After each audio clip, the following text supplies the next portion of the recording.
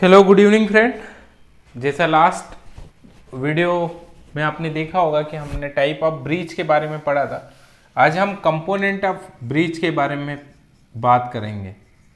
Components of breach का मतलब ये होता है कि एक साधारण आदमी भी यदि किसी ब्रीच से निकल रहा है तो उसको कम से कम ये तो पता होना चाहिए कि मैं जो जिस पुल से गुजर रहा हूँ, जिस पुल के पर से निकल रहा हूँ, तो इसमें कौन कौन से ऐसे कंपोनेंट होती है। क्योंकि ज़्यादातर लोगों को पता हो ऐसा ही दिखता है कि बस दीवारें खड़ी हैं, छत डला हुआ है, ये पाल बनी हुई है। तो ये कब तक हम बोलेंगे?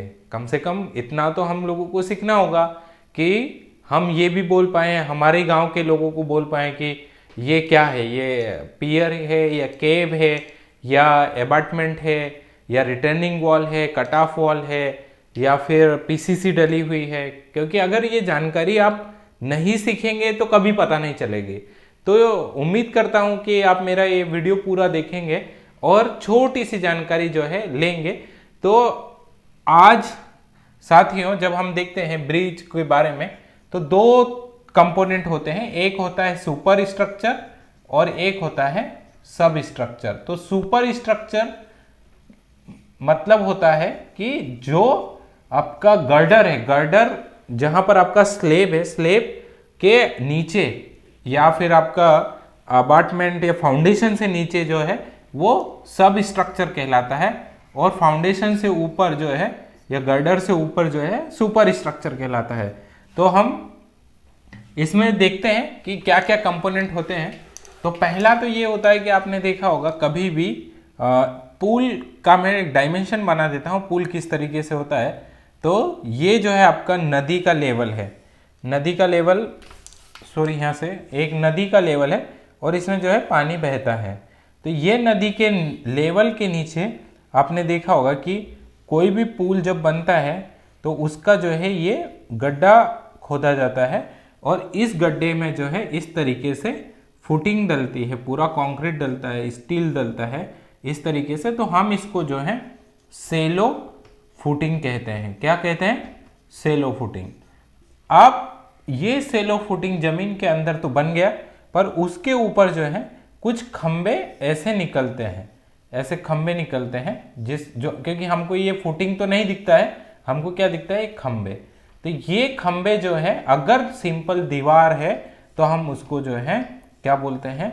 अपार्टमेंट वॉल बोलते हैं, वॉल बोलते हैं। क्या बोलते हैं? वॉल। पर अगर इस तरीके से गोलाई में है और इसके ऊपर जो है ऐसे ऐसे केब बनती है। क्या बनती है? केब। इसको हम बोलते हैं, तो ये खंभों को बोला जाता है पियर। क्या बोलते हैं? पियर। क्या बोलते हैं हम इसको? पियर। और इसको बोलेंगे पियर केप। क्या बोलते हैं? पियर का केप। पियर मतलब आज से जो है खंबे कहना बंद कर दो, आज से हम बोलेंगे पियर। और पियर का जो ये केप होता है उसको बोलेंगे पियर केप। ये क्यों बनाया जाता है? इसके ऊपर जो है आपका ये होती है बेयरिंग। बेयरिंग डालने के लिए जो है हम लोग यहाँ पे बेयरिंग का एक फाउंडेशन बनाते हैं और इसके ऊपर जो है ये जो है पेडेस्टियल होते हैं, इसको हम बोलते हैं पेडेस्टियल। देखा होगा ना आपने पेडेस्टियल इस तरीके से? नहीं देखा हो तो अपने आसपास के गांव में जाकर अभी देख लेना कि ये इस तरीके से ब्रिज में ये कंपोनेंट होते हैं। तो ये जो है पेडेस्टियल होते हैं। ये पियर हो गया, ये पियर केब हो गया, ओके, और ये हो गया पेडेस्टियल। अब इसके ऊपर जो है एक जाली लगा के, पियर मेस लगा के, पेडेस्टियल मेस लगा के हम इसमें जो है बेयरिंग रखते हैं। बेयरिंग क्यों रखते हैं मालूम है आपको? क्योंकि आपने देखा होगा कि जब भी आप ब्रिज पुल से निकलते हैं या फिर आप पुल पर खड़े होते हैं और कोई भारी वाहन जाता है तो ब्रिज ऐसे हिलता है।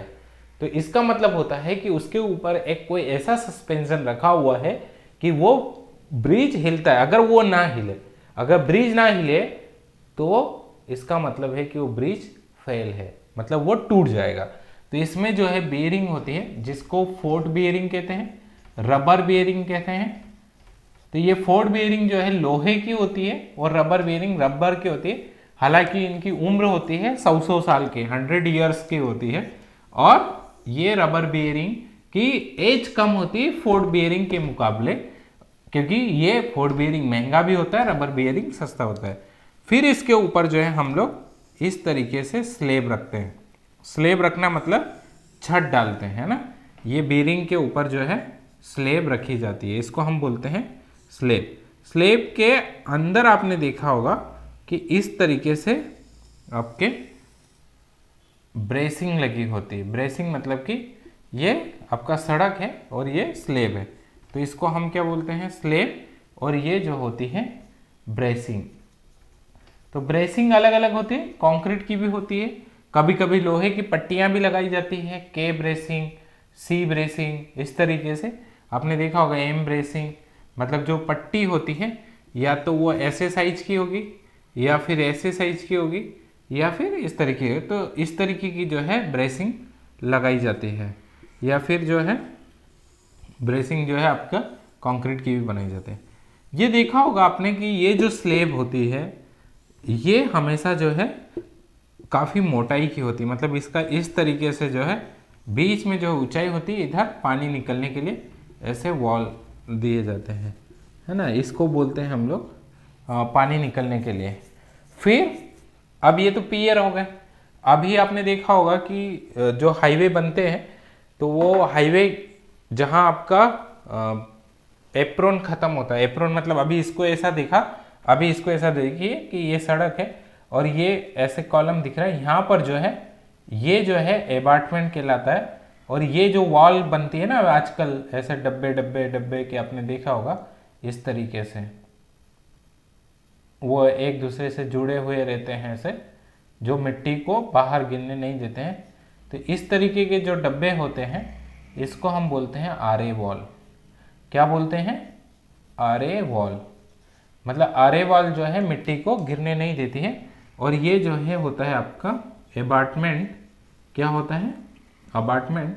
ये पियर होते हैं, है ना। और फिर इसमें जो है कभी कभी इसको विंग वॉल से भी जोड़ा जाता है, मतलब इस तरीके से विंग वॉल होती है।